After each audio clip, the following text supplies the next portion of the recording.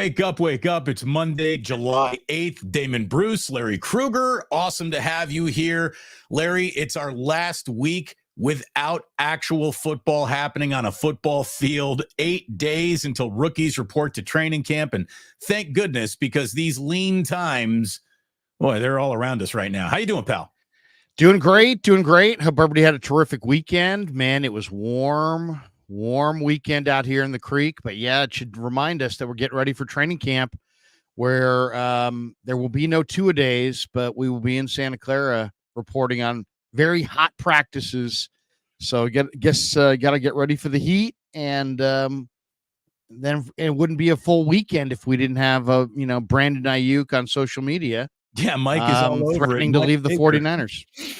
Mike Baker saying another week of BA drama ahead, I'm sure. Yeah, it feels like it's already underway, and we'll get to that in just a second. Like, to me, this is the week that, like, the football season officially kind of begins. That training camp is what matters to me. It's a personal choice, right? Like, I know the league year actually started months ago.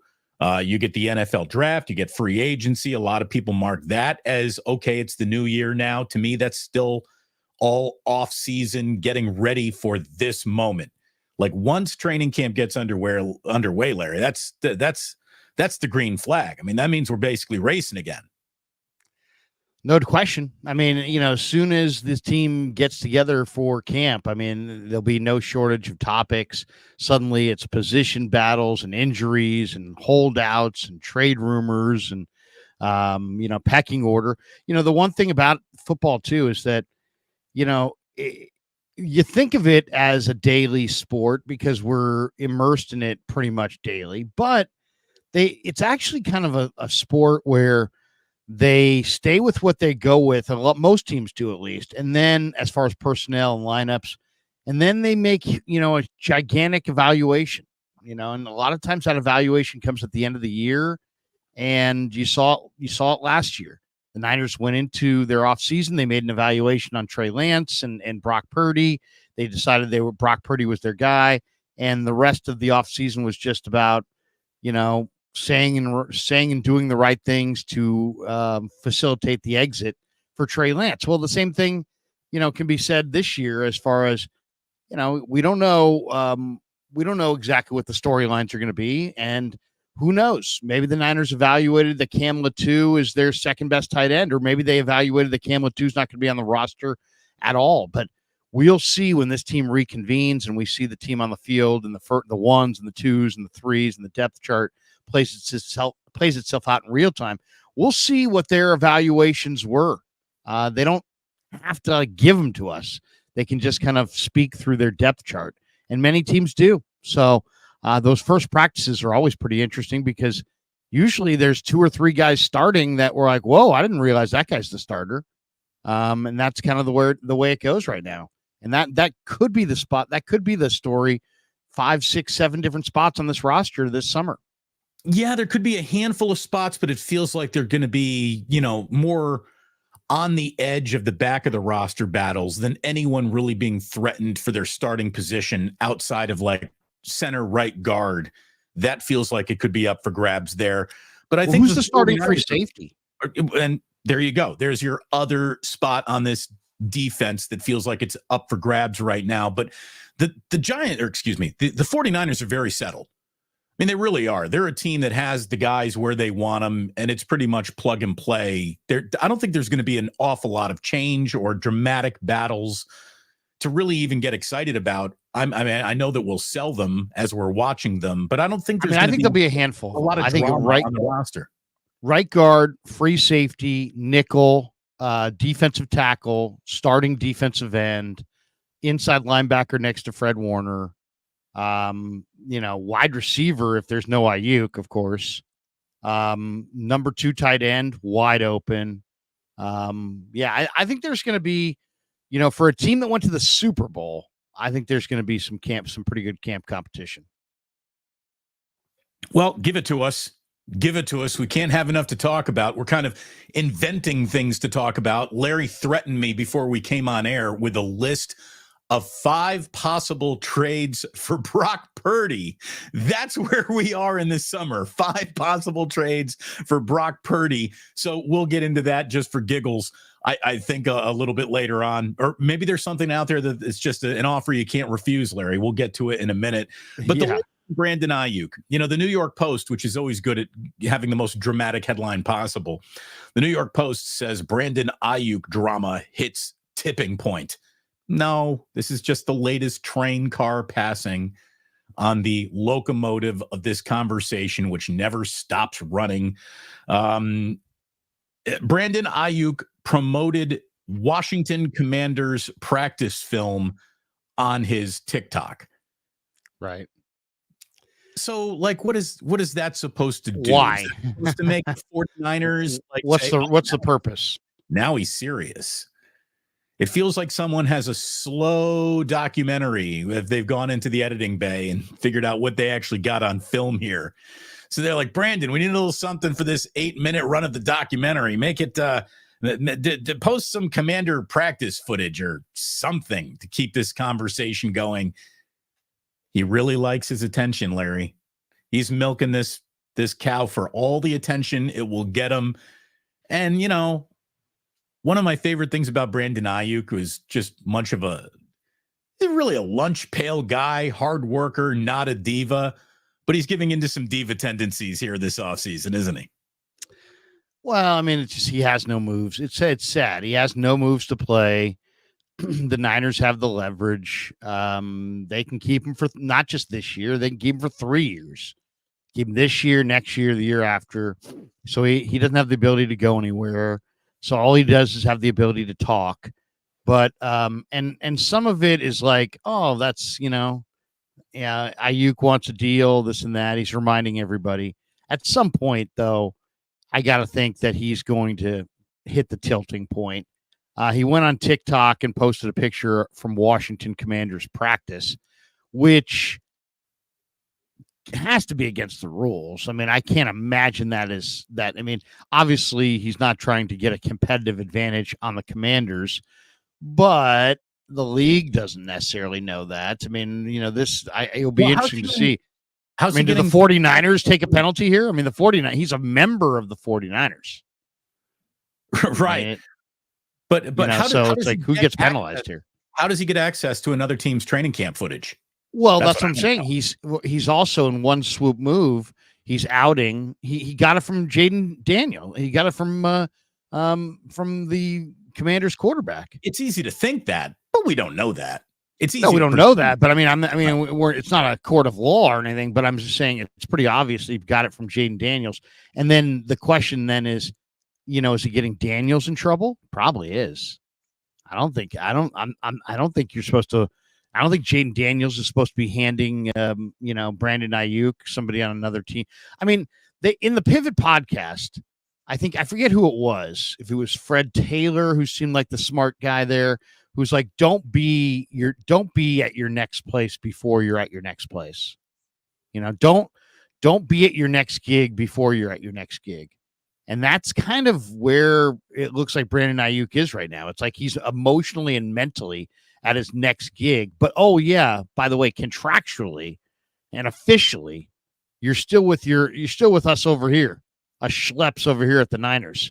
So you may want to pipe down on the TikTok, or somebody could get fined, yourself, the Niners. But also at some point, if you're the Niners, you could just be like, you know what, enough. I'm done. What's their tipping point? That would be my question. We know Aiyuk's tight with Jaden Daniels. We know that their boys going back to ASU, and so there's nothing wrong with that. I mean, come on, that's just life. But and Aiyuk has stated his first choice is to play with the 49ers, but he also stated he'd like to play with the Commanders and he wouldn't mind playing with the Steelers. And looks like he's fantasizing about being in Washington with Daniels. And it's like, it's pretty obvious that Aiyuk is saying loudly, I want my price at all costs. And he doesn't care if the Niners have cap issues. He doesn't care if they're a winning team. He doesn't believe in a hometown discount. He's prioritizing getting the biggest bag over all else. and the Niners have other priorities. And he's praised Daniels. He's called him a winner. Says he can make any throw. He literally went on that Pivot podcast and said that Jaden Daniels is the quarterback that can help me take my game to the next level, which is just absurd on its face. He's a rookie. How about this? There's also this possibility. Jaden Daniels can't play professional football. We'll find out. Okay, we're going to find out.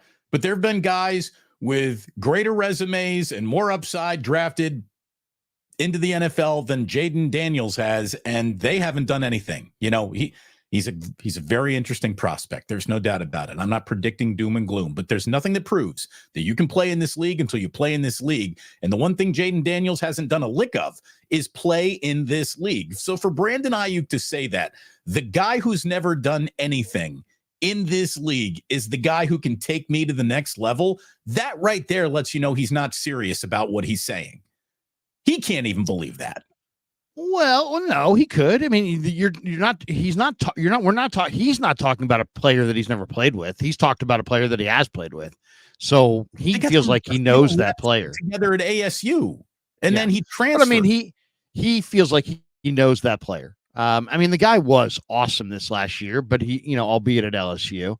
I'll give him the fact that the guy's a good young quarterback. I think Jaden Daniels is a good young quarterback. I wouldn't debate him on that. But if and Aiyuk's a damn good wide receiver. And I think to my eye, he should be the perfect wide receiver for the 49ers.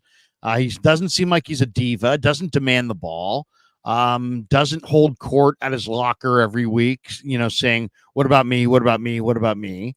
And then the Niners are a running football team, and he blocks as well downfield as almost any wide receiver that's come down the pike in the last 15, 20 years. So he's a damn good wide receiver, and I think he's a perfect scheme fit for the 49ers. But if he wants to go to DC and play with the Commanders, then you know what? Call up Adam Peters, make a really good deal, and send him there. I got no problem with that. I know other people would say, no, send him to New England, banish him to some AFC post where he's for sure to lose. Okay, you could do that. The only I would send him, the only place that I would send him is to be the team that gave the best return. And I think that going public with we're trading Brandon Aiyuk brings more offers than just from the Commanders or New England. I mean, the 49ers don't owe Brandon Aiyuk anything, especially if he's kicking the table saying, get me out of here. They don't owe him anything, but it's a league where players do observe how you treat players, and if people feel like the Niners treated him badly, that could have negative pushback from players in a free agency league. I just don't think that the Niners owe it to themselves to really not worry about that. The Niners' reputation for doing business with players in this league is not a bad reputation or one that they need to step up to the podium and start defending. They got a great reputation because Brandon Aiyuk's got sour grapes over his paycheck is something that I think is, most players can process what's going on here. If they make that decision, it's time to trade him. They owe it to the organization to make the best possible trade, not to Brandon Aiyuk to send him to the one team that has the player that he says can take his game to the next level. Totally. That's what's important here. So, but there's other factors, and this we're talking about a receiver who's going to make a lot of money, and we're also talking about July. So who's got cap room to spare in July? That's really, we could talk all day about what team and this and that. The Commanders have $37 million under the cap, and their projected cap space this year is going to be like 77.2 million that they say is projected to be available By the way, Larry, for 2025, I should say. 37 million this year, 77 million available next year. So they've got the cap room to take them on if they want. Larry, your video is totally frozen with your eyes closed, so it looks like you're nodding off and sleeping right now. Keep talking so we know you're still there and still awake, but your video has come and gone, and if you want to click out and click back in. Either that or you're breathing out your third eyelid. Oh, there he is. There we go. He's back, folks. I was on a, it's funny. It's you pull into a different screen for a second, and all of a sudden you freeze up. I'll tell I you didn't what hit my happened, mouse. Gary. I didn't hit my mouse. Your camera is about to hold out. Your camera's considering a holdout, or maybe it wants a trade to a content creator in Washington or something like that. It said, hey, you know what? You spent all this money on me. Use me correctly. But, if you look at the Commanders have, Jonathan Allen, who, supposedly is available. And it's because they've thrown big money at Deron Payne, and, he's got 90 million. Allen makes 4 years, 72 million that he signed in 2021. So they're saying that he's available. Emmanuel Forbes could be available. Terry McLaurin, Jahan Dotson, Luke McCaffrey. These guys are all would be very attractive to the 49ers. At this point, I mean, you're not adding Brandon Aiyuk to subtract Terry McLaurin, though. You know what I mean? Like, that guy's not going anywhere. Well, you never know. I mean, it depends. I mean, he is the receiver that makes big bucks. I mean, he doesn't make biggest bucks like Aiyuk wants to make, but he's making 15, 16, 17 in that range. So he's making big bucks too. I'll say this. I mean, for the 49ers perspective, the Niners have drafted Pearsall. They've drafted Cowing. They have JJ. They still have Debo. You've got a couple other young receivers there. I'd be willing to take Jonathan Allen, a conditional pick, and their receiver of choice. You want to send me McLaurin? I'll take McLaurin. You want to send me Jahan Dotson? I'll take Jahan Dotson. You want to send me McCaffrey's brother? I'll take McCaffrey's brother. And I want a conditional pick, Jonathan Allen, and a receiver. If you meet my price, you give me, because I mean, think about it this way. I think Luke McCaffrey is going to be a decent receiver. I don't think he's Aiyuk, but I think he's going to be a decent receiver. I think Jahan Dotson has already kind of shown that he's got really good ball skills. And, there's a reason he was a mid-first round pick. And then McLaurin, I would say, is a top 20 NFL receiver right now. He's just a little bit on the older side. As long as you got, Jonathan Allen and a conditional pick, any of those receivers would be fine. Just any one receiver to replace Aiyuk. But I get no problem moving off of Aiyuk. I really don't. I've grown weary of the whole thing. It's if you really think about it logically, the last move that the Niners should make is the move that Aiyuk wants to make, which is pay him $30 million. That's the last move they ought to make.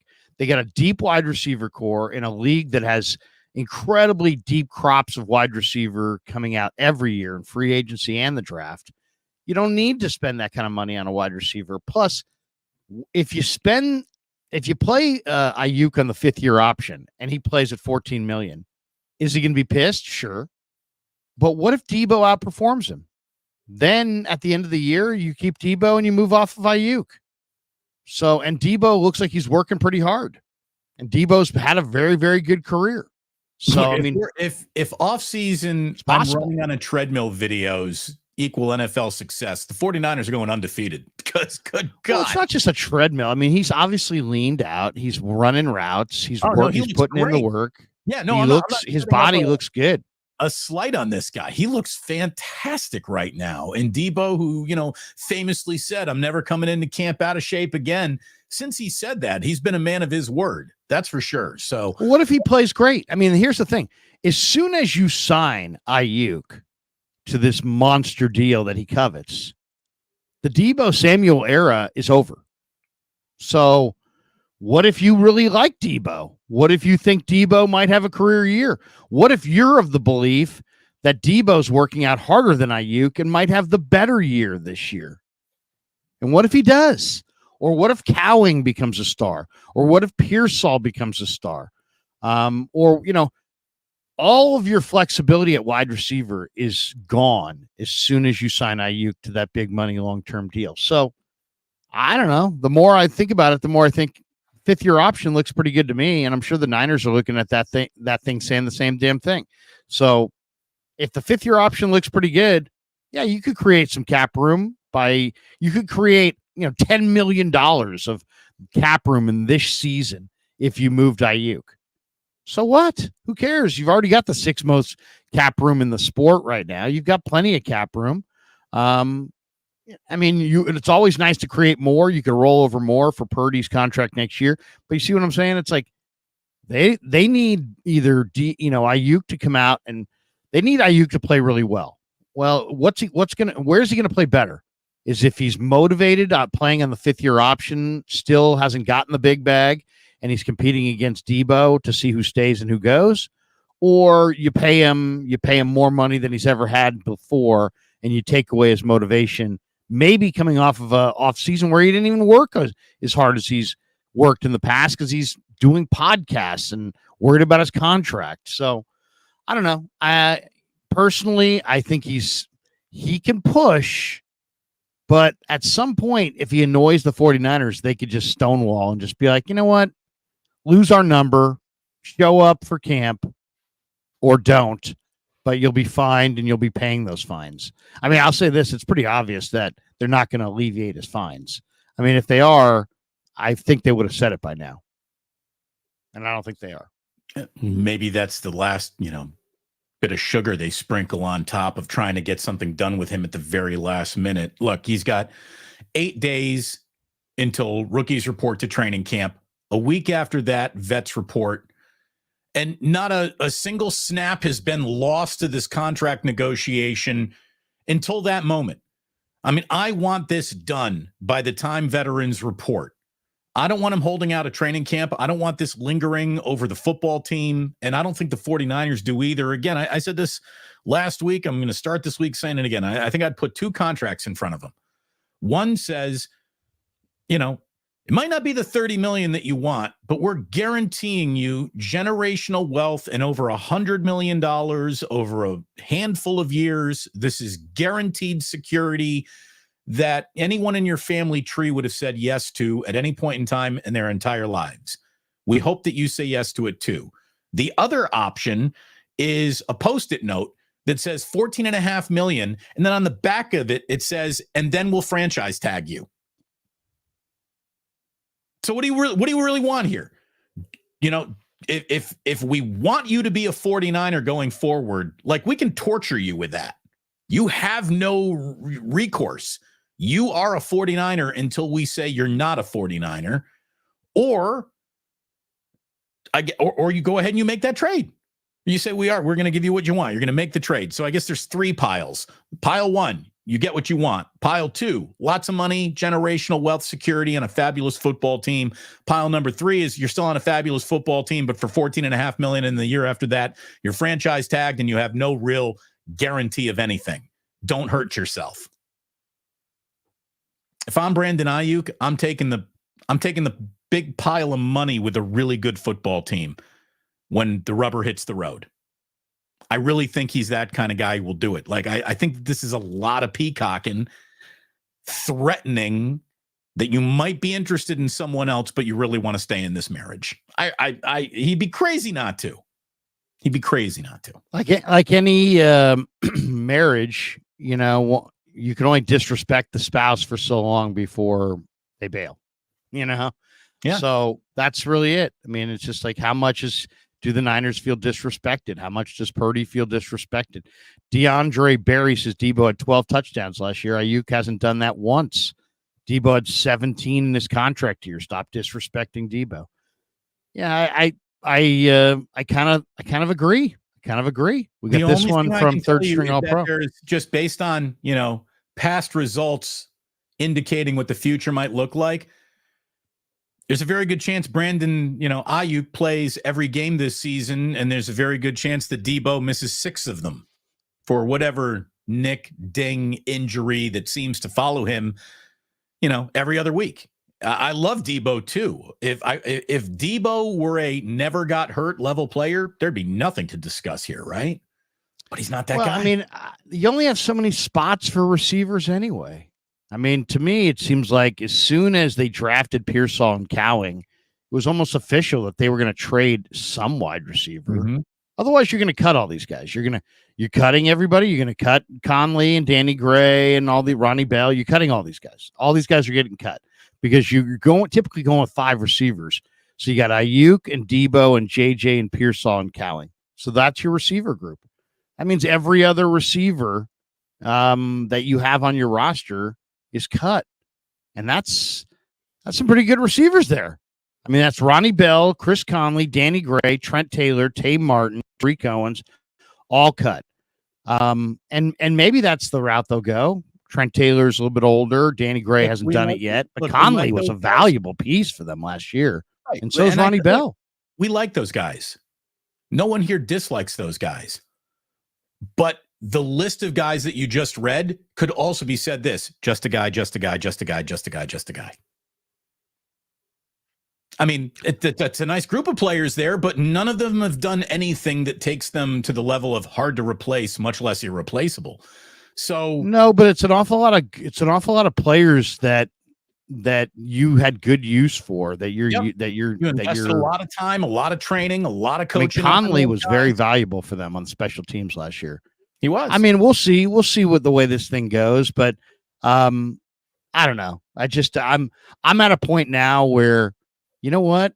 I would take Luke McCaffrey and Jonathan Allen and just get down the road. I really would. I mean, I don't think Aiyuk is that special. I think he's a good receiver. I think he's a very good receiver. But I can make an argument that they have a greater need at defensive tackle. I mean, Javon Hargrave wasn't very good last year. Malik Collins is a total unknown. After that, you got Kevin Givens. I don't know what he's going to be. Jordan Elliott. I don't know. Kalia Davis, I don't know. T.Y. McGill, I don't know. But I like those names, and those guys have done something in the league. Okay, but I mean, I'm just saying, there's nobody great there. There's no Jonathan Allen there. Jonathan Allen would give the 49ers the best defensive front that they've had during this Shanahan-Lynch era. By the way, this is an unfair question, but what's the Jonathan Allen price tag? How hard is he to fit into any business? Well, he signed for $72 million in 2021 over 4 or 5 years. So, I mean, I have to look it up. It's $15 million or something. It's less than Aiyuk. So, I mean, like, that's what I'm saying. Like, for what you're going to pay Aiyuk. He's not a $20 million a year player yet. He's got $20 million a year talent. Yeah. He's a big time talent on that front line, though. And I think they probably need somebody there more. We'll see. I mean, in an ideal world, they would have Aiyuk, but Aiyuk sounds it. You know, there's some people are gone before they're gone. You know, Aiyuk sounds like he's now in that camp. Like, I'm emotionally on another team before I'm actually on another team. That's what I'm getting out of this Pivot podcast. That's what I'm getting out of all this Jaden Daniels talk. That's what I'm getting out of this pictures of their practices. It's like he's emotionally moved on. I don't know if that's the smartest play, but that's what it seems like to me.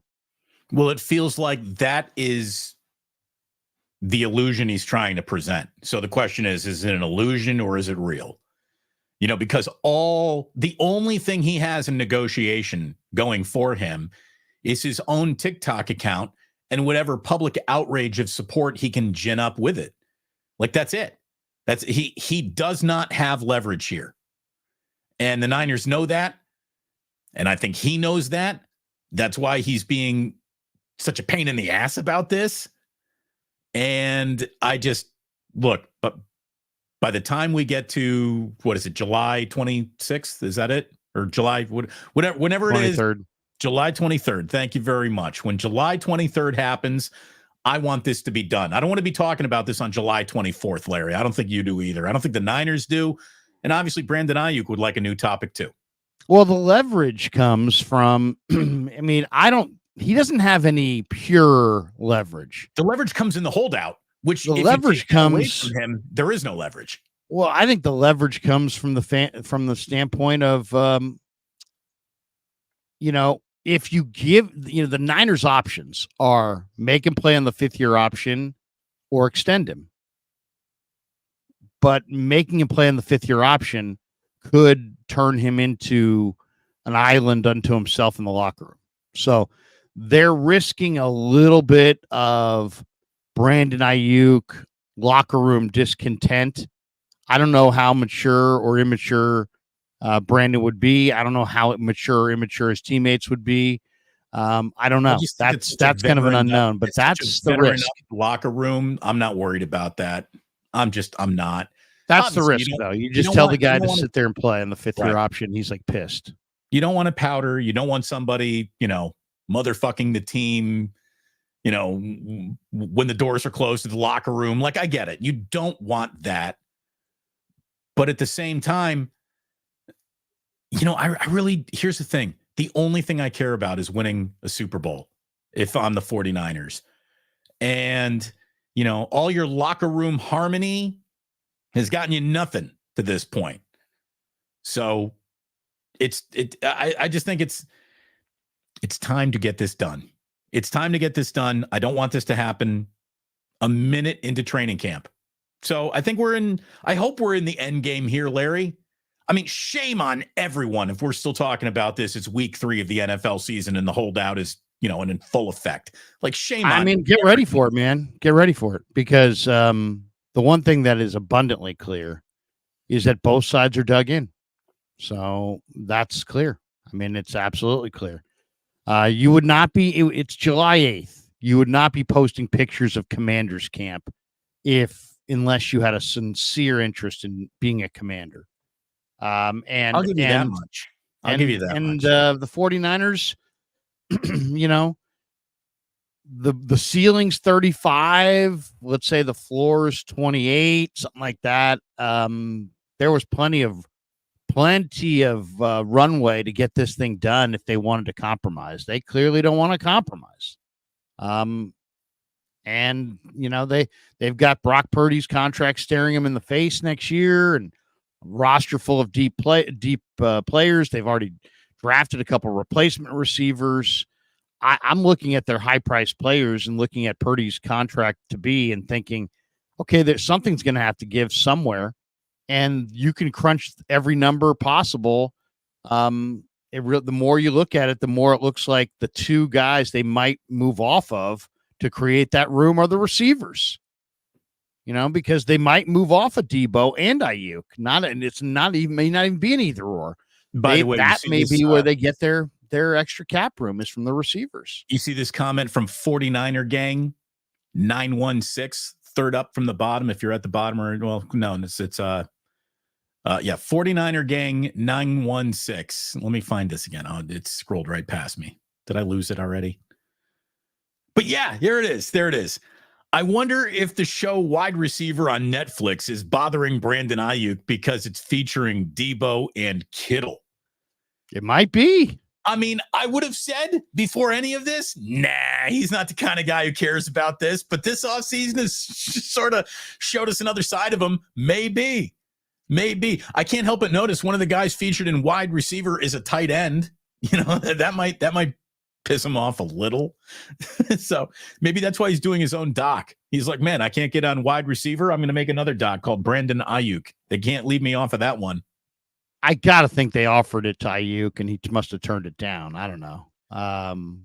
But maybe not. I mean, Debo's definitely a little bit more of a exciting interview.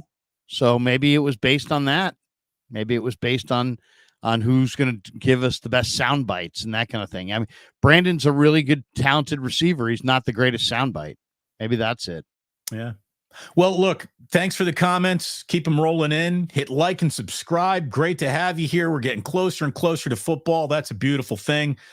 Larry, take that one down, if you will, please, because it feels like over the 4th of July weekend, something always goes wrong with an athlete somewhere.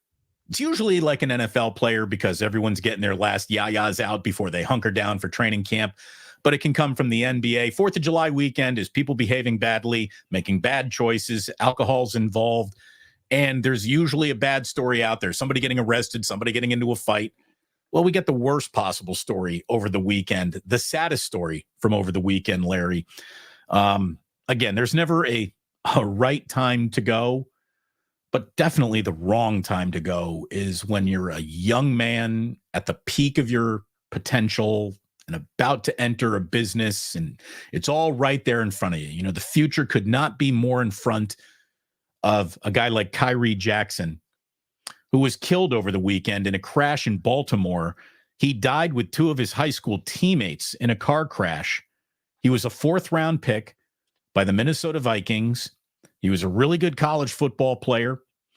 His two buddies who died in the car with him also, he was only 24 years old. The two other men in the car were also just 24 and 23 years old. I mean, you were on the launching pad of the real part of your life at that age. And what a crying shame. And they were in the car, Larry, that was hit by the other driver. They didn't do anything wrong. They were just driving. It was 3 a.m. They were coming back, but they were hit by the other car involved in this. They weren't the aggressor in the accident. And the whole thing is just as tragic gets. 3 young men, all in their early 20s, one about to embark on an NFL career, and they're all gone. That's just tragic. Yeah. Yeah. I mean, as somebody who has 4 kids and 3 of them driving, and it won't be long now before I have all 4 of them driving. It's my biggest fear as a parent. And, it's like you say it to them all the time. Hey, drive safely, be careful. What can you say? And then your kids get into cars, and then you got people, playing music and talking and the distractions texting on your phone, everything. I mean, there's all the different things that go into making driving incredibly dangerous. And then anytime you're out, let's be honest here, anytime you're out after midnight, there's always the risk. And if you're out after 2, the risk is even greater. That you're gonna, the bars close at 2 in California, and you're driving around at 2:30. There's a good chance that somebody on the road has had something to drink. So it's drive defensively, be smart, don't take chances. But it doesn't sound like these guys, this was their issue or somebody else's issue. But 3:14 in the morning, and yeah, I mean, it's just amazing. And it's like, I think of it too. It's like, you've got whether it be somebody who dies in a car crash or, killed on spring break or something like that. I always think of these people that are at college age, and it's like mom and dad spend, they're born, right? And then all of a sudden it's like, you cover up every plug, and you put a little rubber corner on every sharp edge on the wall and on the table, and don't touch this, and don't walk behind the car, and all these instructions. The entire house. You child-proof the thing, and then the stairs, and then running behind cars, and all the different things. Don't run away from me in a parking lot, and all these different things that you remind your kids to try to keep them safe. And then they get out in the world. They're whether at spring break, maybe they're going away without their parents on a trip for the very first time, maybe, and or they're at school and they get into a car accident. Or, and it's like it's just awful, Yeah. And look, I pray for the parents, because the parents are the ones that need to be emotionally strong. I mean, that's a lot of don't touch that. Be careful, and from there's the 7 billion of like, those. Look, I got 2 little boys. Painful. I'm very proud of them, but neither has done anything except bring home like our projects yet. Neither's really accomplished anything in life to point at and be like, look at what I did. It's just, they're just learning. They're little boys. They're both under the age of 5. Can you imagine what it's like to watch one of your sons reach a level of excellence to the point where they're drafted into the NFL, and all the height, the high, the feeling of accomplishment, the feeling of he did his job. We certainly did our job as parents. To go from that before he even plays a game to this, I mean, it's just, again, becoming a parent is powerful medicine. It really is. And it changes the way you think about things and evaluate dangers and risks and all that. And it's just so sad. It's awful. I almost get a little misty eyed talking about it, because it's to try to put myself into those parents' shoes.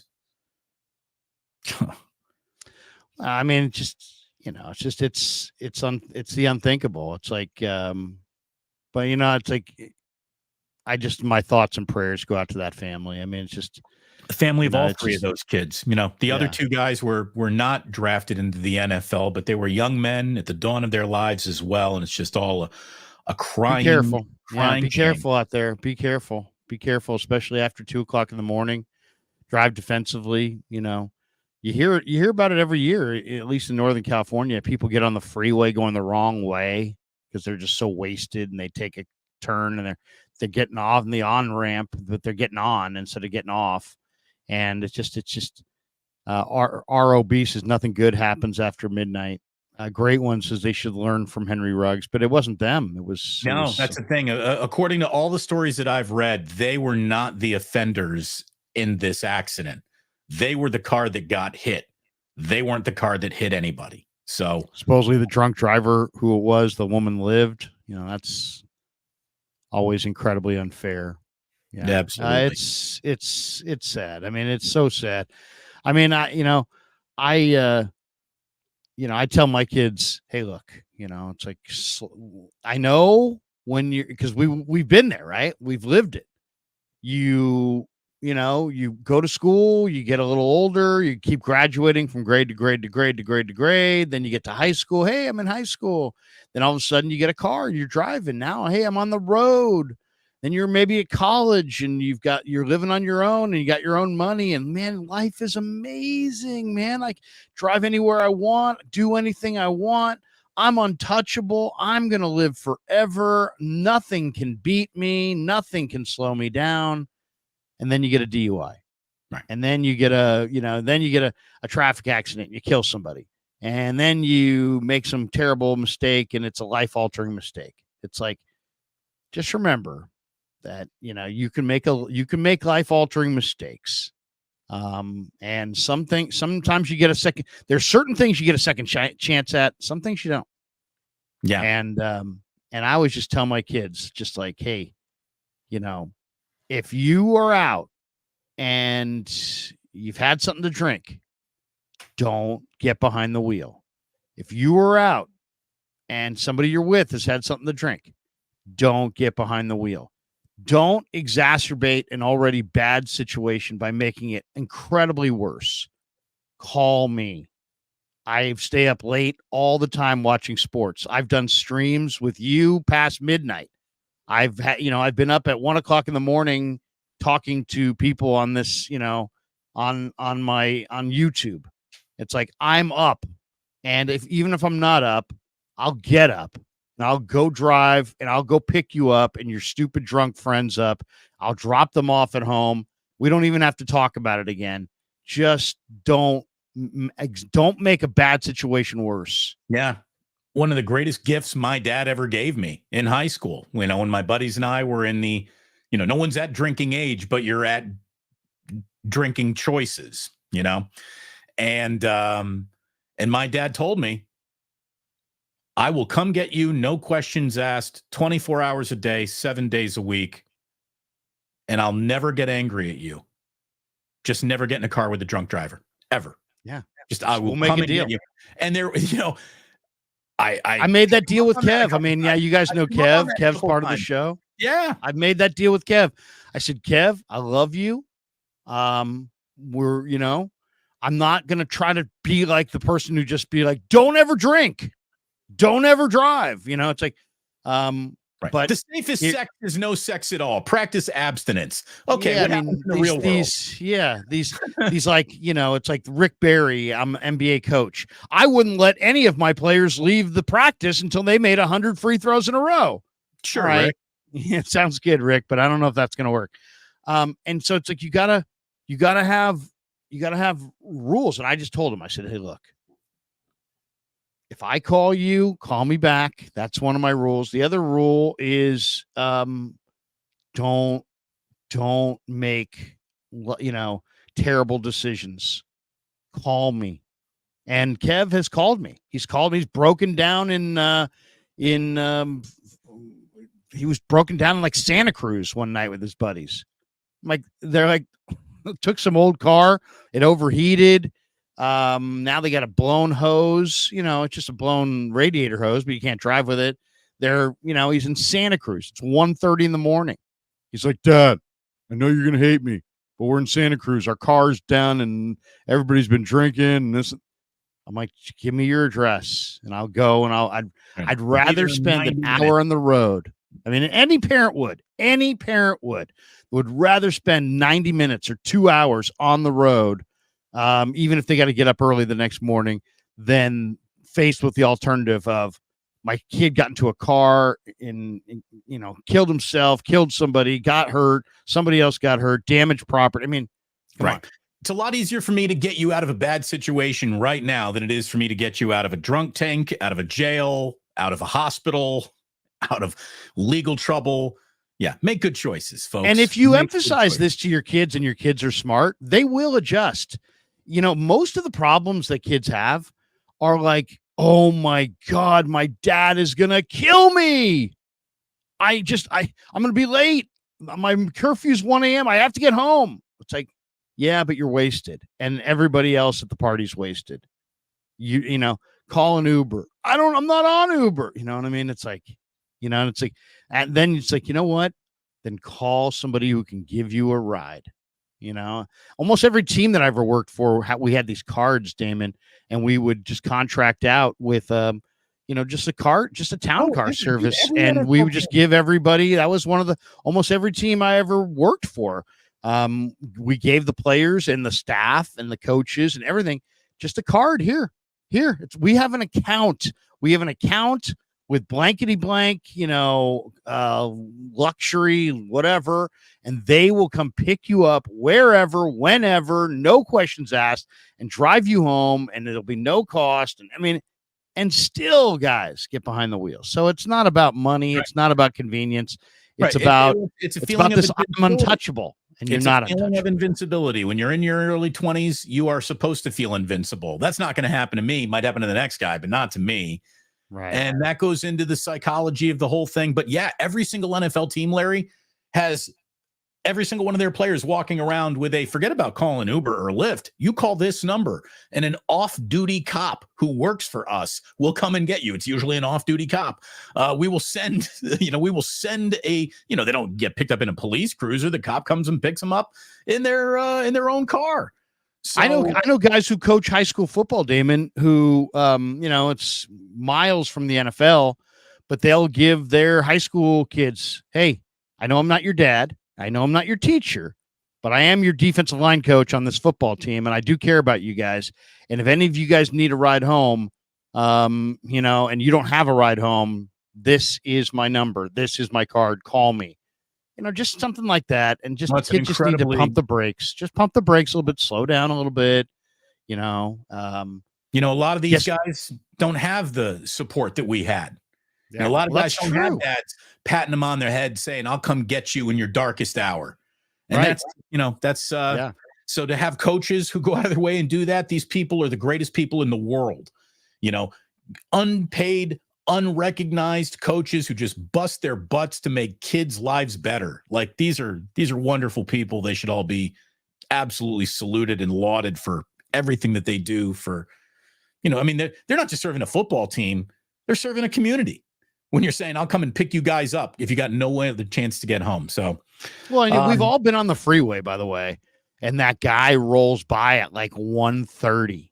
And I'm not talking about 1:30 in the morning. I'm talking about 130 miles an hour. Right. You're on. I swear, Damon, I go to every Niner game and I'm coming home late after, cause I do a stream right there in the stadium. So I don't get out of there till sometimes, even after a 1 o'clock game, I may not start the show till 5:30 or something like that. I may not get out of there till 7:30, 8 o'clock. By the time I'm getting towards my house, it might be 9 o'clock at night. There invariably will be somebody shooting up 680 at like 150 miles an hour. Maybe not 150, maybe more like 100. But they'll go by you. And if you didn't see them and you changed lanes at the wrong time, you'd be like, they would rear end you and it would just be a fiery mess. So there are people that just go crazy and go super fast. I was just reading about one of the Commanders players who people were saying, Jamin Davis, their linebacker, is one of the guys that they say may get traded by them. He had a deal this year where he was driving like 145 in a 40 zone.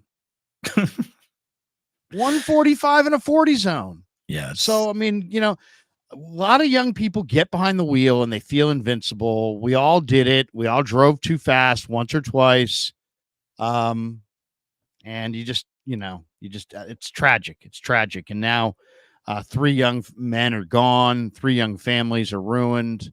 And it's one of those things too. It's like, I'd never be the same.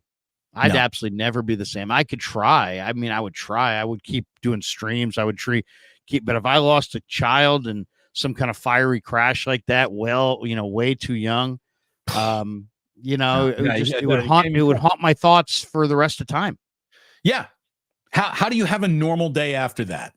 How do you always be seeing them and hearing them and reminded of them? And, this would have been their birthday and what they could have been. I mean, it's like, it's the ultimate. I mean, they say like, hey, don't have any regrets. That's the ultimate regret.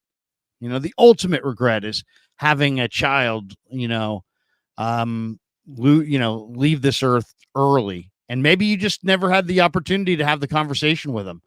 Hey, you know what? Don't ever drink and drive. I will pick you up. There will be no repercussions. Just don't ever do it. Usually it's somebody, I'm afraid mom's gonna be mad. Dad's gonna be mad. Somebody's gonna be mad. And they make a bad situation like worlds worse.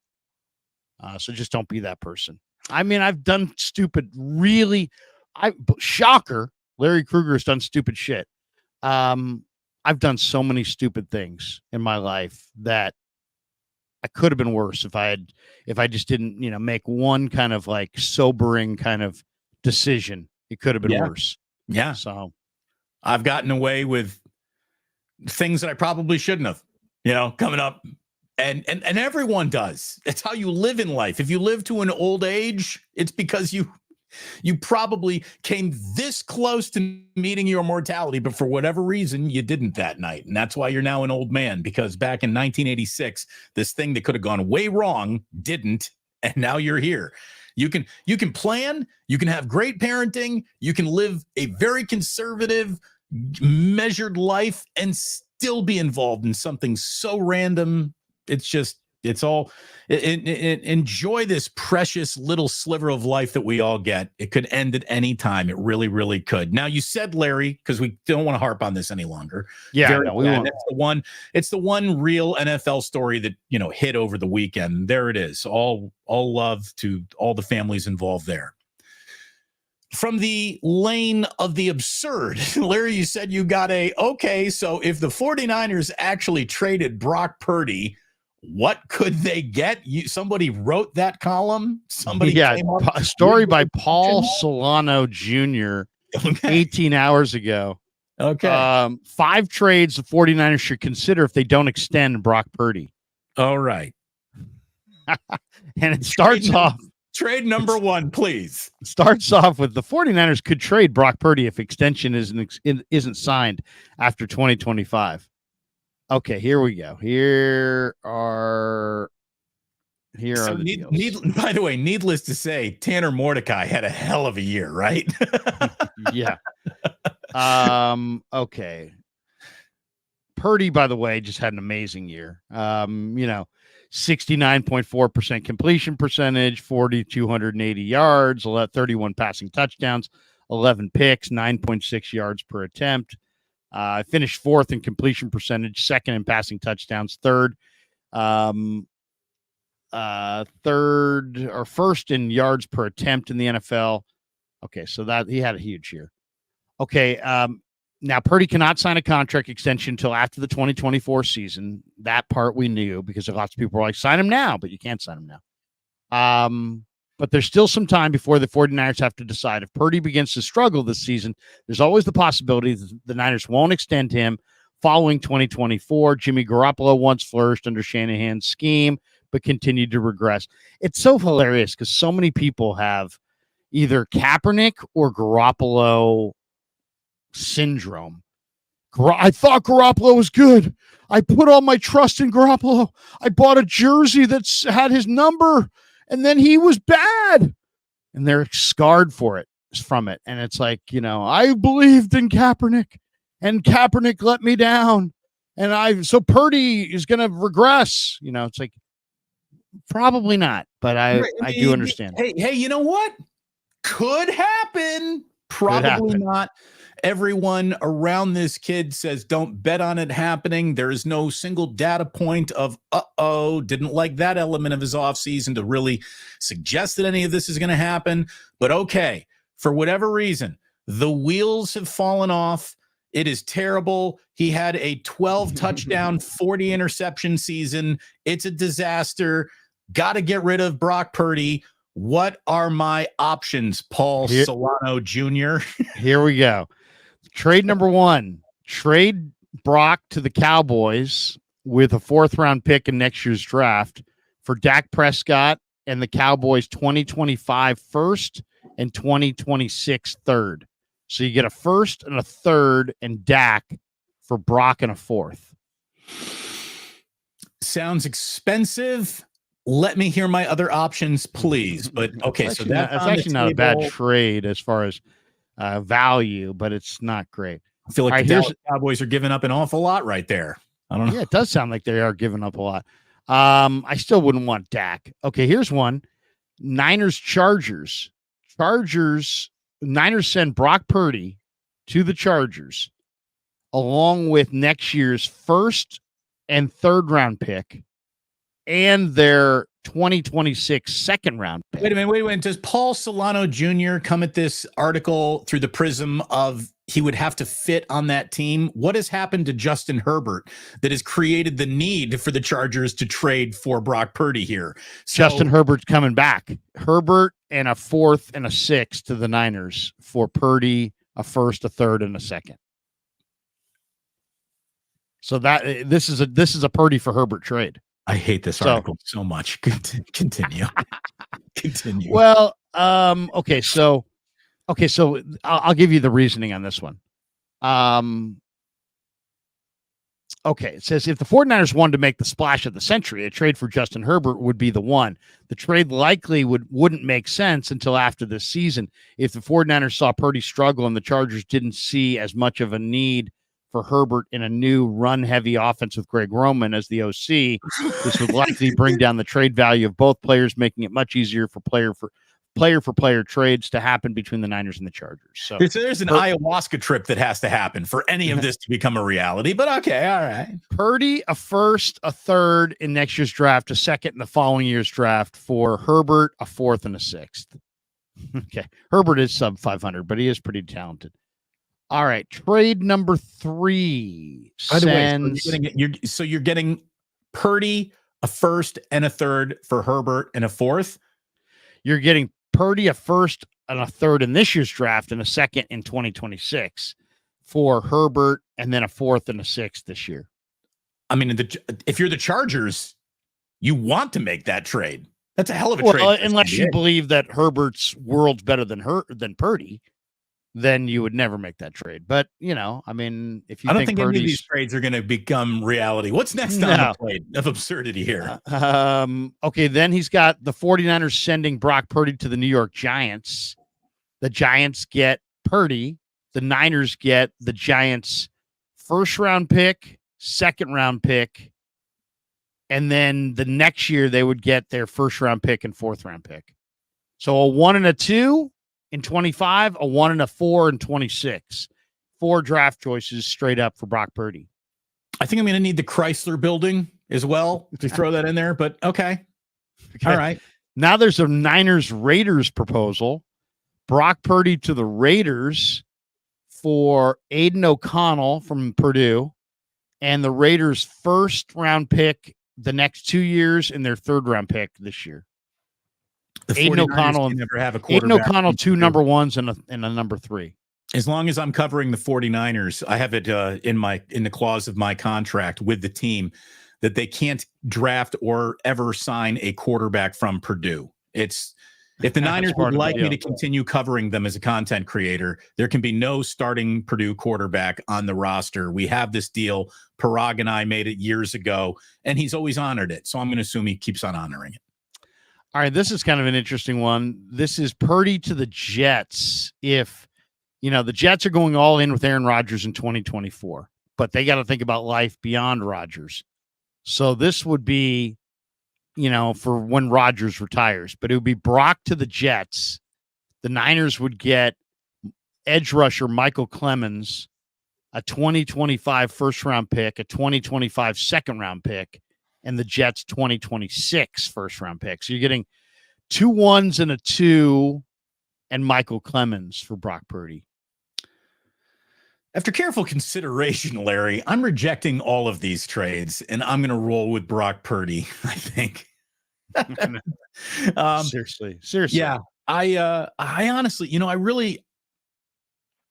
I can't They're all wait. bad. I can't wait to see the season that Brock has. And I'm not going to speak on it with any level of authority as if I've got some ability to predict the future here. But what I think he's done, his starting point, the way he's progressed, his steps forward, I really think that there's an MVP level season coming from this guy. I really think there is. I think it makes sense. Everybody go, holy shit, Brock Purdy, huh? Really? Look what he did. Look what he did this last year, coming off of no reps on the field with his receivers, no real work in the offseason. Everything's about rehab. This year, he has no rehab. He's in year 3 in the system. He's had the entire offseason to lead the offseason, workouts. Supposedly, he's done exactly that. I asked him a question about Jacob Cowing a month ago, and just by his answer and how detailed he was about his answer about Cowing's route running and what he thinks of him, it was pretty obvious to me that he's repped, a lot of reps with Cowing. And then watching this last mini camp, it was really clear watching Purdy to Pearsall that those guys have clearly spent a lot of time on the field repping it. So there's already a chemistry there. So I don't know. Personally, I think, there were a lot of people that wanted to tell us that Brock Purdy couldn't improve coming off of his rookie year. And then he somehow did, despite the fact he was coming off major surgery. Now he's not coming off major surgery. He's led a team to the Super Bowl. He's the unquestioned leader and is running this offseason program, but he's not going to get any better. I think he's going to get, I would say, what makes sense would be like maybe 15 to 20% better. And that's going to be enough to be in the MVP race. So, yeah, I think absolutely Brock has a big year. I'm excited for it. I love talking football. I do. I love flapping my gums into the wind, just jawing about football, but I'm ready for some football. I'm ready for it to be back. I feel like this hasn't it been an extra long off season? Is it just me or does it feel that way to you too? Well, it's so funny because the other day I watched the first edition of the HBO Hard Knocks on the New York Giants, and they're doing like 3 different versions. There's like an in-season version. There's like a training camp version. This was like right, and then the Bears are actually the hard knock that you're the hard knocks. I think the Bears are the hard knocks for the summer for the training camp version. So that's going to start in a few weeks. But like they did one on the Giants for the draft and the free agency, and it was really good. It was really good. And it's funny, Michael Lombardi's already writing these articles and, Joe Shane, did this wrong and that wrong. And it's like, why? Because he said that he was moving on from Saquon Barkley. But I thought it was really interesting. I just watched it the other night and I thought it was incredibly well done. Incredibly well done. I'm a big fan of Hard Knocks, and the one that they just did with the Giants I thought was really good. I can't wait to see the one with the Bears.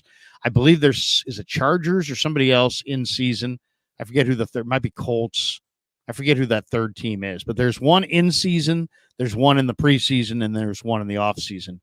And the one in the off season just had the first edition of it last Tuesday, and this Tuesday will be the second edition. I think it's a 4-parter or 5-parter, but awesome. I mean, really great stuff. If you're into the draft, if you're into free agency, if you're into how do these decisions get made behind the scenes, man, you're going to love Hard Knocks because they really take you behind the scenes and you get the discussions between Wellington Mara and Joe Shane, between Joe Shane and Brian Dable with their scouts, with their, The you only know, thing just that I don't a lot like of good about stuff Hard there. Knocks is that the teams now have final say over edits, which means they can take out all the really good and interesting stuff, and the team has the final cut.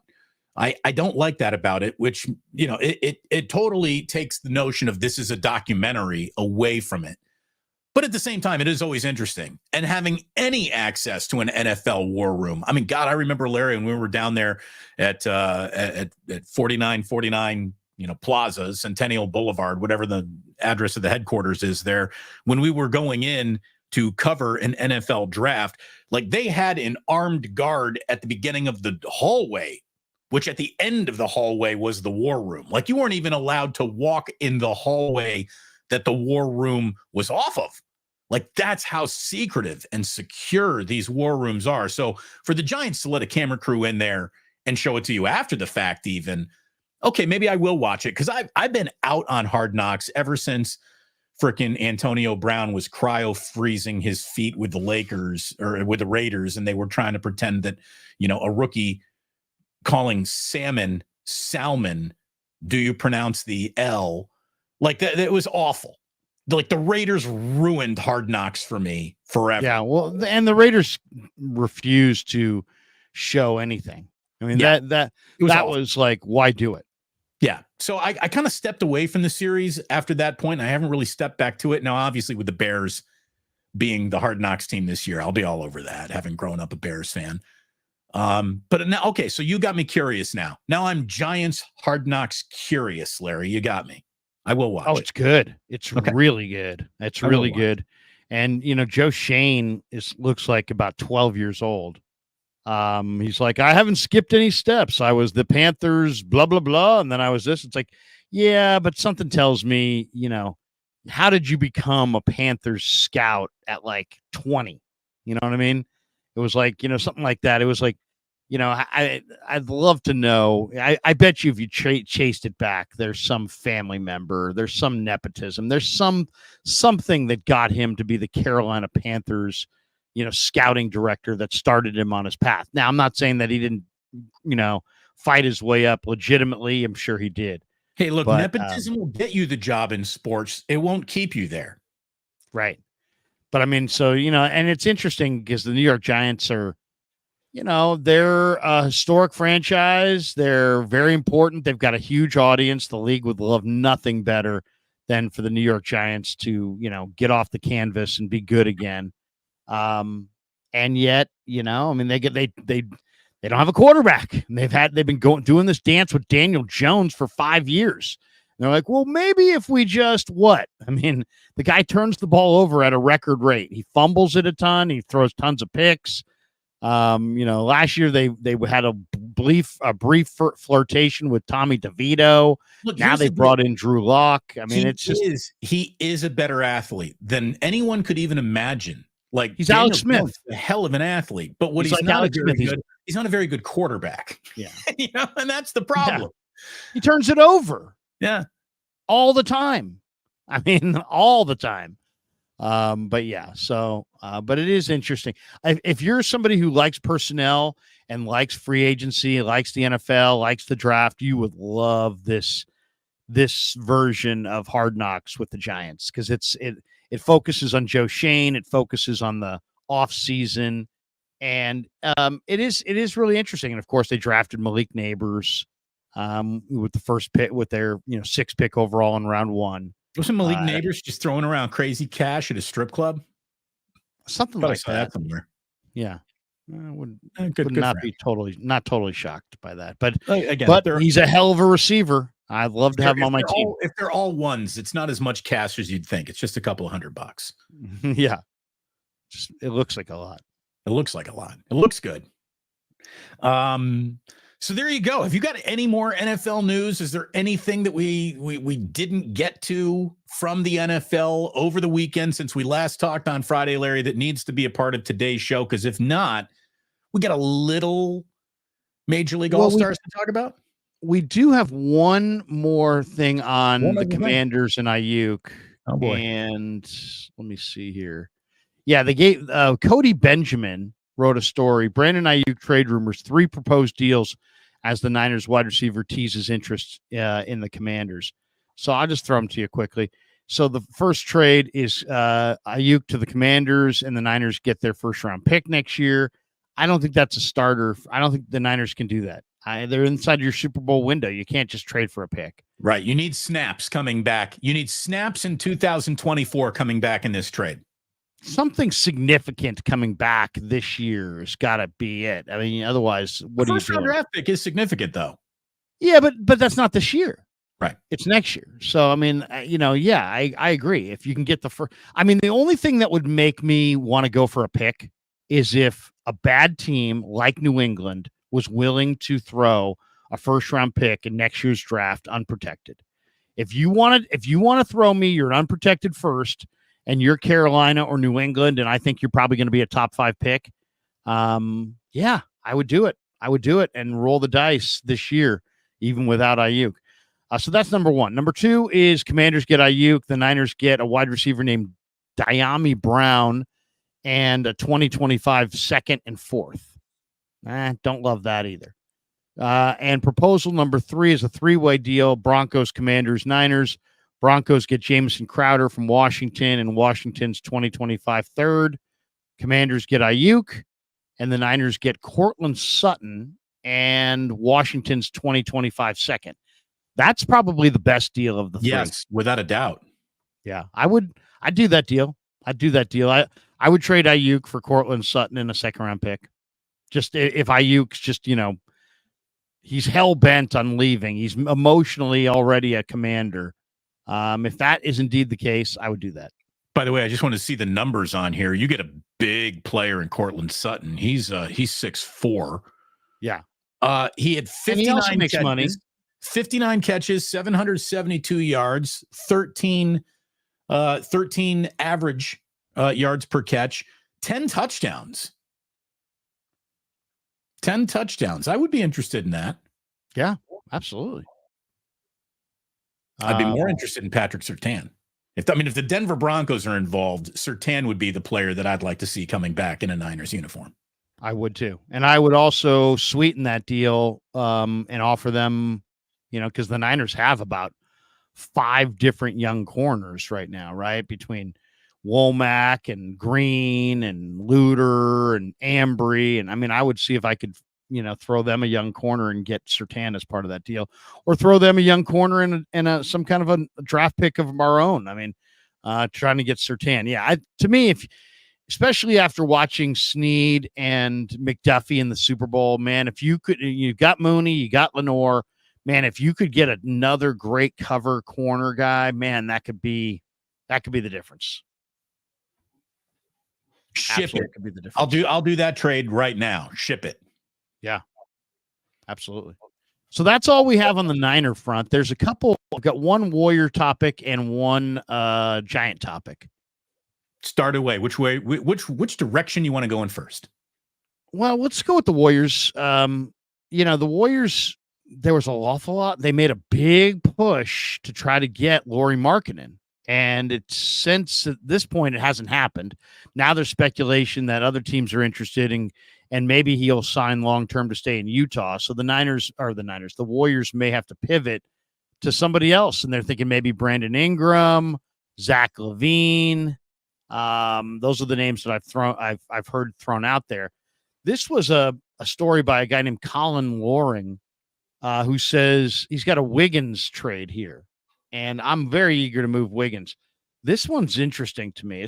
This is a Warriors trade with Brooklyn. Brooklyn would get Andrew Wiggins, Kevon Looney, Moses Moody, the Warriors' first-round pick in 2026, and a second-round pick in 2028. And the Warriors would get back Cam Johnson and Dorian Finney-Smith. Johnson's a career 39% three-point shooter, coming off his 5th NBA season. second in Brooklyn. He averaged 13, 4, and 2 in 58 regular season games. Wiggins is only 2 years removed from being an all-star. He's only 29. He had an average a career worst, though, 13 points a game this last year. Shot 45% from the field, 35% from three, 75% from the line. But I'll say this. I mean, I would do that trade. I like Cam Johnson. I'm a big Cam Johnson fan. I think he would be they just got rid of Steph Curry. If you're looking for just a dead-eye shooter who can get his shot off, Cam Johnson, I think, would be nice. 6'8". I think that would make sense. Well, and look, I remember, what was it, Dorian Finney-Smith. He's not bad either. He's a 9-year vet, average 8 points, 4 rebounds, 1.6 assists. I remember him playing. He's a good defender, too. I remember him playing really well 2 years ago in the Dallas Mavericks run to the Western Conference Finals where the Warriors bounced them. Like, Dorian Finney-Smith had a good playoff run. Now I've kind of lost track of him. My Dorian Finney-Smith tracker and update is not set to my phone to ding anytime Dorian checks in a game. He's played well. He's a career 35% three-point shooter, and he's considered a really good perimeter defender. And, you already added 3-and-D players like DeAnthony Melton and Kyle Anderson. This would be another 3-and-D type player. I'd make that trade. No matter what the Warriors do, Larry, whether it's Lauri Markkanen or the man on the moon or no trade is consummated and your team is on the floor, the Warriors are going to have to embrace the notion of 82 games of defensive effort to do anything this upcoming year. They're going to have to be a defense first, second, and third basketball team all the time, not some of the time. They also can't piss away a single. Steph went for 38 tonight. They need to win all of those games. And Draymond Green, I keep on saying, like, well, Draymond is, they should have gotten rid of him. Actually, look, Draymond Green has more responsibility to help this team be a winner again than maybe anybody else on this roster, not named Steph Curry. That's for sure. Draymond Green has to be the barking free safety at all times and just the director of all defensive excellence on the basketball court whenever he's out there. He has to be. He can't get suspended. He can't disappear for 20 games for buffoonery. He needs to be out there preaching defense to everybody on this roster, up and down this roster, all regular season long. There's only like 6 NBA teams that play defense in the regular season anyway. The Warriors need to be one of them. They're not getting there without it. They don't have the talent to just roll the ball out and see what happens. Well, they don't have, unless they can get Markkanen or some significant piece, they're not a title contender. They're not to me, subtracting Chris Paul and Klay Thompson, adding Slow-Mo and Melton and Hield does not make you a playoff team. It's not bad. It's not bad, but it doesn't make you a playoff team. Last year. Yeah. It's net neutral. You're net neutral. If you could get a Markkanen, now you got a chance to make a, jump into the top 4 or 5. Now you got a chance to, potentially do something. The only other shot, again, that you would have if nothing happens is you pray to whatever God you pray to, that everything I just said about defense becomes gospel at Chase Center. And the steps forward of Podziemski and Trace Jackson Davis are so significant. No one can deny them, in their place in the young up and coming conversation of young talent in the league. Like, Trace Jackson Davis, Podziemski, and a whole lot of defense are the only shot the Warriors got, unless something dramatic happens. Yeah, they just need they need at least one more big time player before they're realistically they're. Well, look, if they don't have it on opening night, doesn't mean it might not happen during the season. Like, I'm not ready to pull the, oh no, Warriors are done fire alarm until I see them get going and to see how the future, sorts of plays out a little bit. They're going to have a handful of months to figure out what they got. And, every 6 weeks, there's a new NBA player demanding a trade, wanting out, looking to change addresses, and maybe the Warriors take advantage of that in the regular season. Yeah, I mean, we'll see. We'll see. I mean, if they could somehow get a big time player like a Markkanen, they're also in the deal flow for Brandon Ingram. If they could wind up with Ingram, he could be a nice fit for them as well.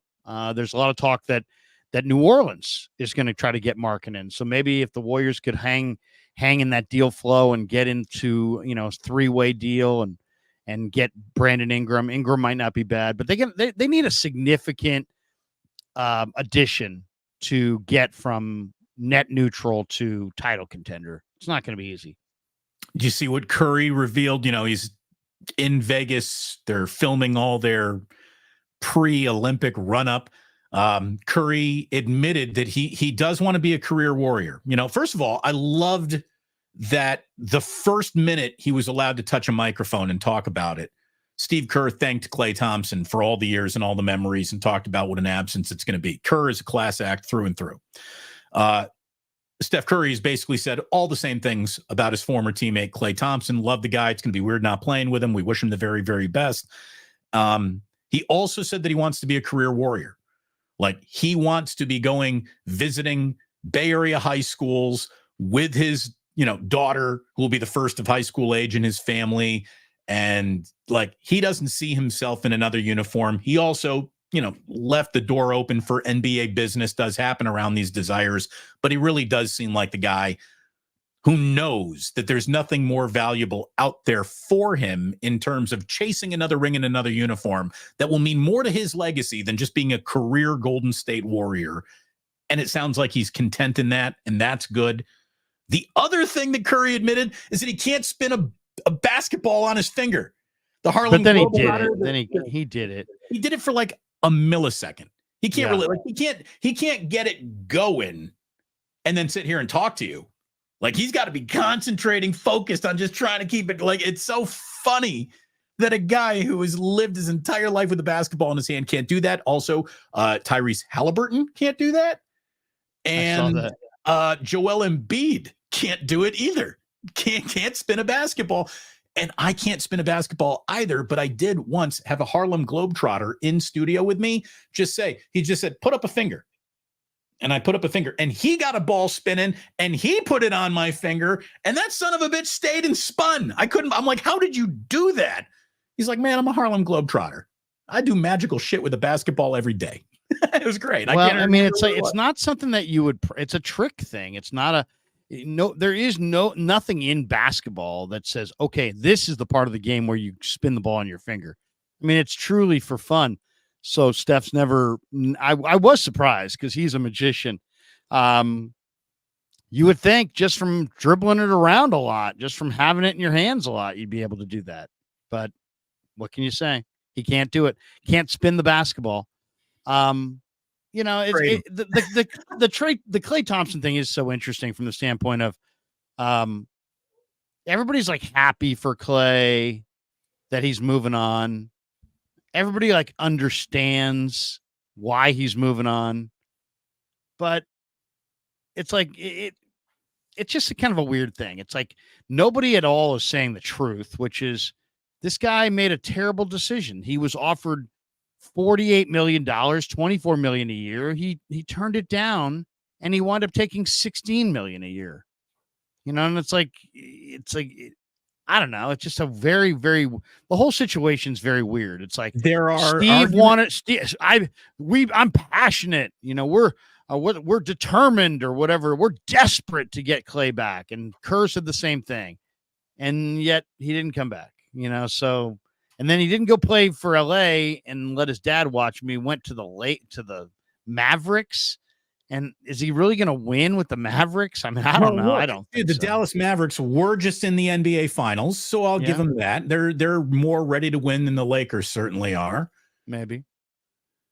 I've read an article where it says that just the cost of living in Dallas from a state tax standpoint to a square footage standpoint, that the money kind of comes out even in the wash. So taking less money in Dallas still has Klay taking more home with him than taking more money to stay here in California, which as a California taxpayer, okay, I could see how that's true. And what I think is the underlying current of truth in all of this is Clay was just done. Clay was ready to move on. I think Clay was tired of Steve Kerr, thinking about what am I going to do with this guy now? Can't quite use him the same. He felt a little different. I think he also realized that if I stay here, I will be the target of criticism until it's over. But if I go somewhere else, I will be the nugget of new toy optimism that certainly is not available to me if I stay here. And I just think that, the carefree, happy-go-lucky Klay Thompson was a bit over-exaggerated in these last 2 years. I think these injuries and the comeback have done an awful lot to Klay's, I don't want to say self-confidence, but just how he thinks about things. I think Klay went through an incredibly traumatic moment in his career and came out with a different mindset. And that different mindset didn't fit the Warriors as well as it did before the injuries. And I just think it was time. 13 years, Larry. That might as well be 50 years in sports years. Like we were converting dog years to human years. 13 years with one team. It's basically unheard of in modern sports. So, I liked his goodbye. He's like, don't be disappointed it's over. Be happy that it happened or whatever. I don't know. I don't know what to say. It was a weird, Klay Thompson's kind of a weird cat. It's like he was the easiest teammate on the way up, but he was probably the most difficult on the way down. Who nobody could see that coming. And that's the way it kind of shook out. But that's, he just had a hard time coming to grips with his NBA mortality. And he's just not nearly the player that he was anymore. So there was a heaviness because around him at all times, because he couldn't cope with it. And you could see he couldn't cope with it. And all the people around him, like Steph and Kerr, and they tried everything in their power to help him cope with it. And he just couldn't deal with it. So it's probably best he just moves on. Yeah, but I think so. It is kind of weird, though. It is kind of weird because, it's like you love the Bay, the people there love you. Now you're going to move to Texas. You were going to move to Texas and play for a team that had a good year this year, but they're not like some automatic going to the finals team. I don't know. We'll see. Well, we'll look, see. here's what Texas now offers.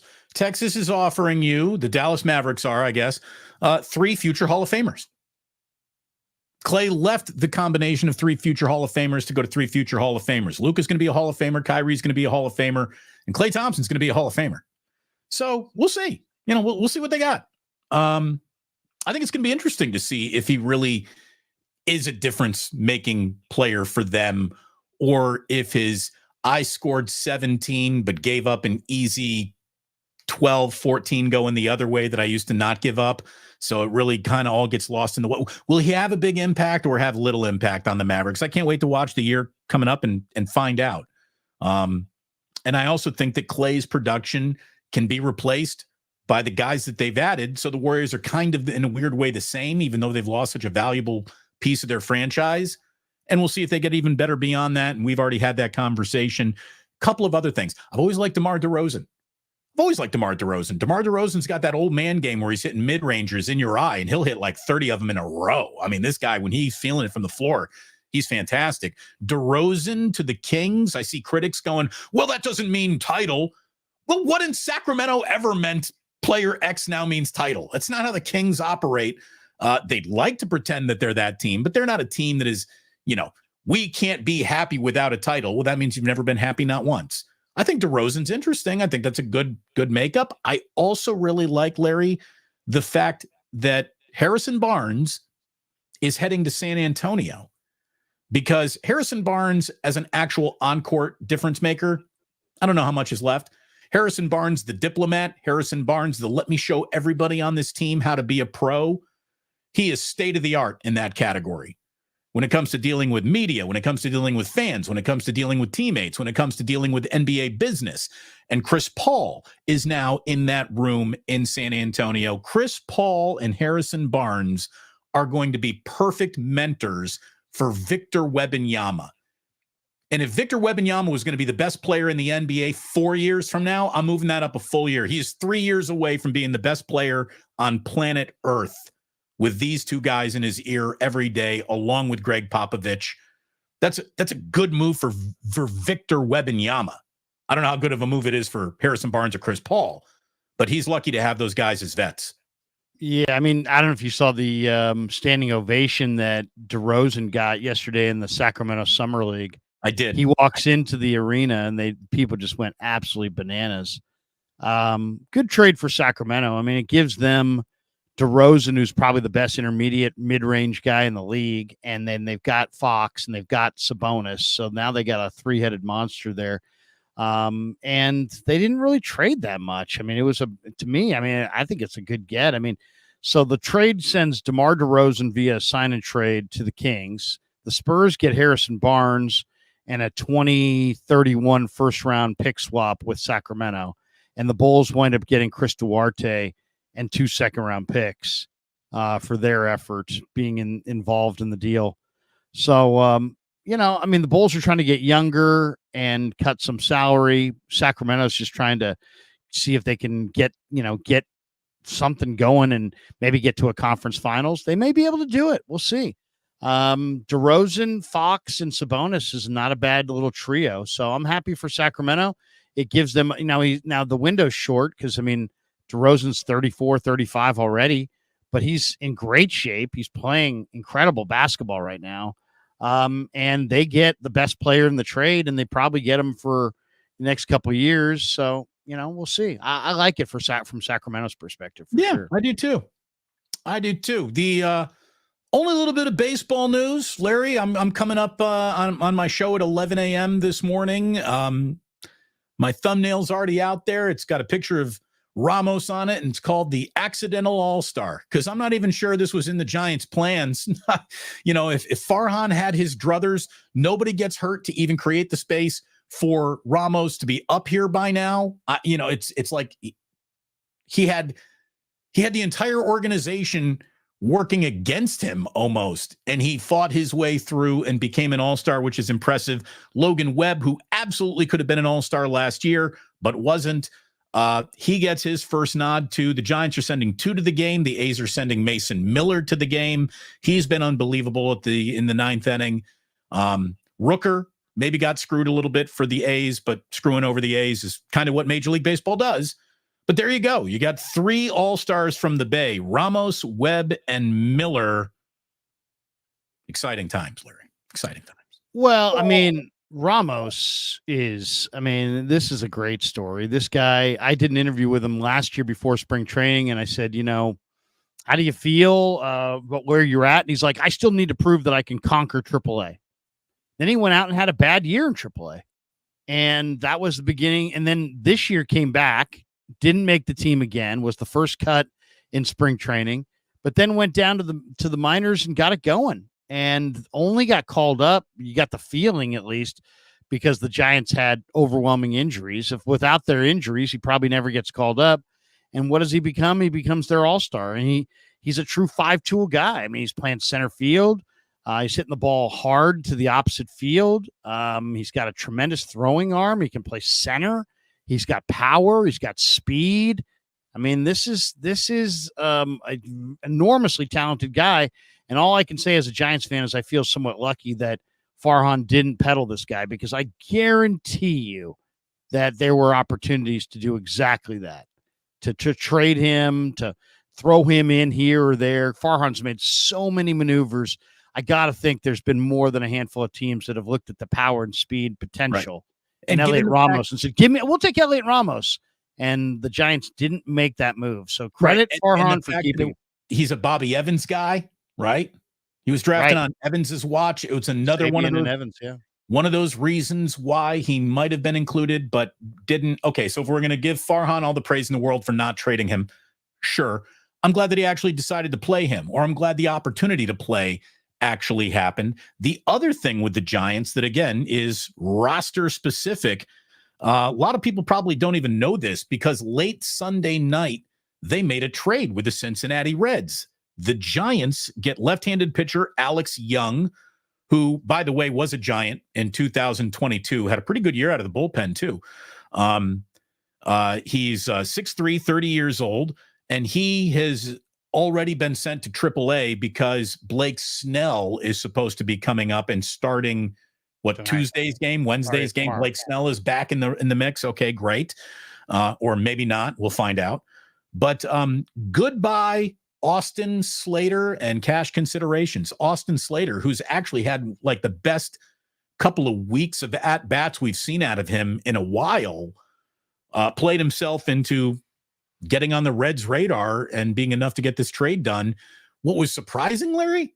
This is just how fast time goes in sports. Did you know that Austin Slater was the longest tenured San Francisco Giant? Yeah. Well, he'd been around a long, long time. Yeah, he'd been around a long time. He's been in their system for 10 years. And Alex Young is just a guy. I mean, he's just a hash slinging lefty, doesn't throw hard. Right. And Cincinnati gets cash back as part of the deal. Slater's 31. He's been, Giants drafted him out of Stanford, 8th round pick in the 2014 draft. Right. And didn't make his major league debut until he was 24 in 2017. Part-time player for the most part, became a pretty good defensive player. He came up as a second baseman, wasn't a good second baseman.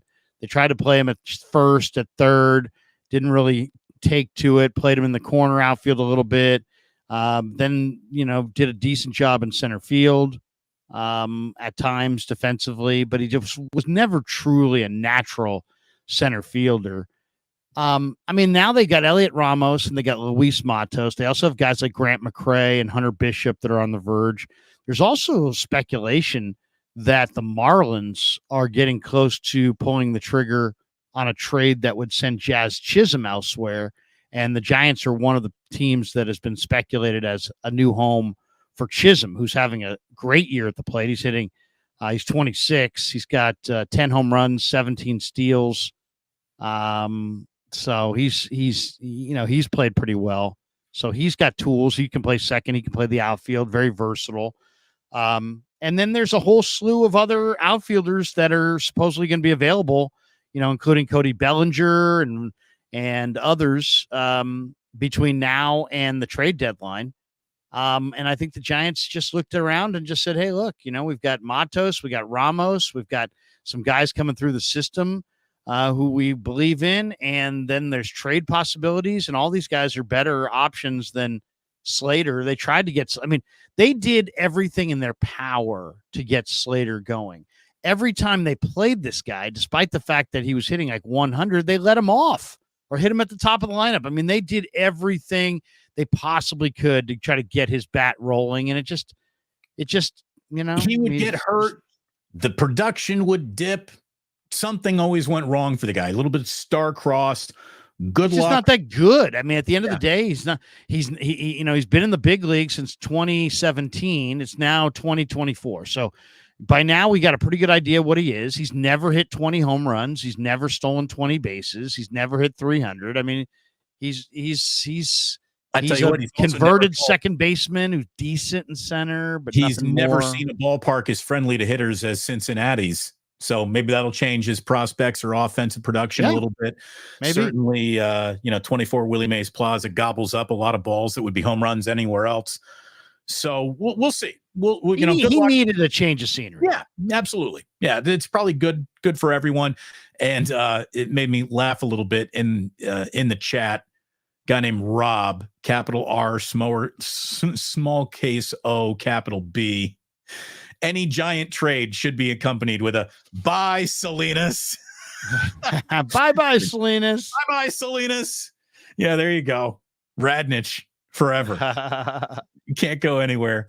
So there you go. I think that is the show today. Good show. Larry, what do you got cooking this week? I know that I'm going to be, doing a little something with Cyrus on Wednesday this week. We're going to kind of put a final touch on what the NBA's little summer league kind of has looked like here. I know Olympic, ramping up is happening. Olympics will be starting soon.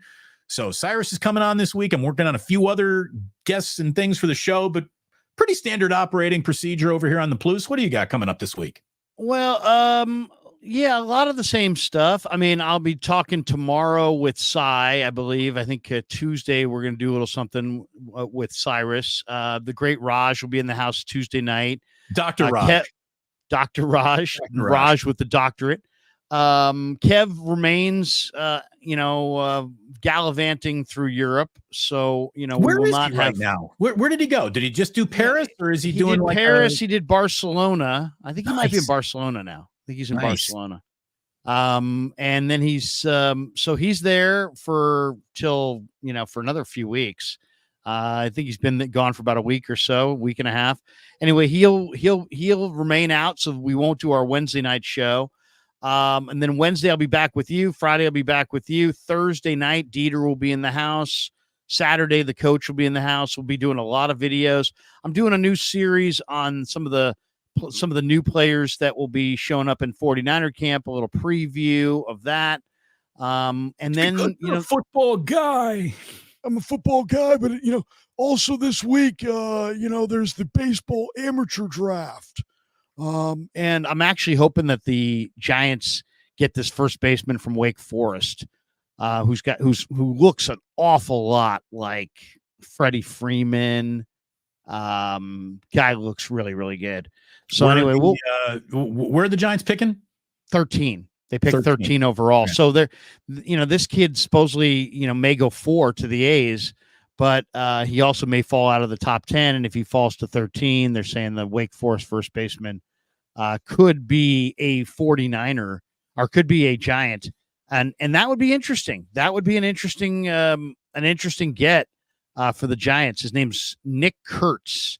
He's a 6'5", 235-pound first baseman from Wake, who's just got a great batting eye, major power, left-handed hitter, foul pole to foul pole type power, all-state player. So tremendous player in high school, tremendous player in college.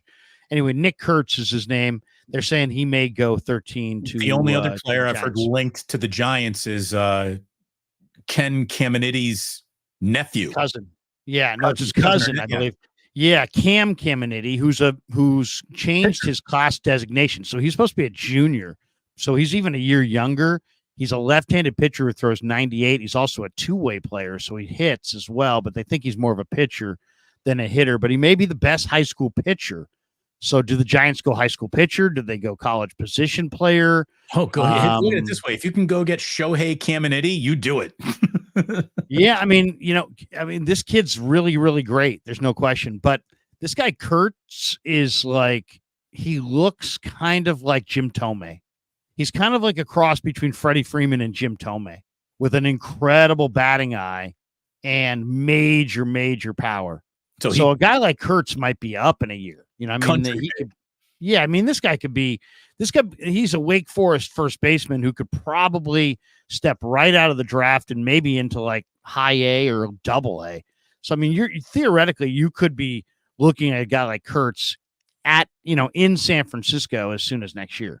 So he's a guy to watch for, but I'll do a little amateur draft late in the week, maybe some Warrior videos if they actually make a trade, but we'll focus a little bit on the countdown to training camp.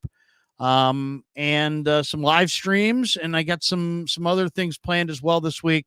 Trying to hook up with Patrick Willis, because Patrick is going to the Hall of Fame in a couple weeks, and he's one of the guys that I really would like to talk to before the Hall of Fame. So if maybe on Wake Up. How about Wake Up with Willis? We can. I'm efforting for Patrick Willis. Is he a morning guy? Does he want to be on early? I don't know. I gotta figure out the connection to get Patrick Willis on the show. We do have a couple of starred chats. Oh, goody. We got this one. Samuel Rosario says, Larry, you were the only one who liked Ramos last few years. I saw on Twitter and your videos. I don't know if I was the only one who liked Ramos, but I was definitely a believer in Ramos. I'm old. Greg says, dudes F, Mary, kill, Troy A, Joe B, Skip B. Is that Troy Aikman, Joe Burrow, Skip Bayless? Joe Buck, maybe? F, dudes, F, Mary, kill. I don't. Troy Aikman. How about this? I don't want to sleep with any of them. I don't want to kill any of them. I don't want to marry any of them. Oh. F, Mary, or kill. Yeah. He's like F, Troy Aikman, Mary, Joe Buck. No, he's asking you where would you be in the three? Question mark there. I don't want to F any man, marry any man, or kill any man. So I don't either. Takes me out of it. But if I had to, if I had to fuck Troy Aikman, maybe I would. I don't know. I don't know. God. Anthony says only leverage Aiyuk has. He holds out and the team starts 0-3 without him, just like Emmitt Smith's hold out in the 90s with the Dallas Cowboys. Yeah. Now, if you can get Charles Haley to sit there and say, get him signed, maybe Jed would wet his pants and say, I better do it. Get him signed. Get it done. Get him in the Miata. Go have a car trip. Get it done. Go to a meat cheese. Get those lemon pepper wings.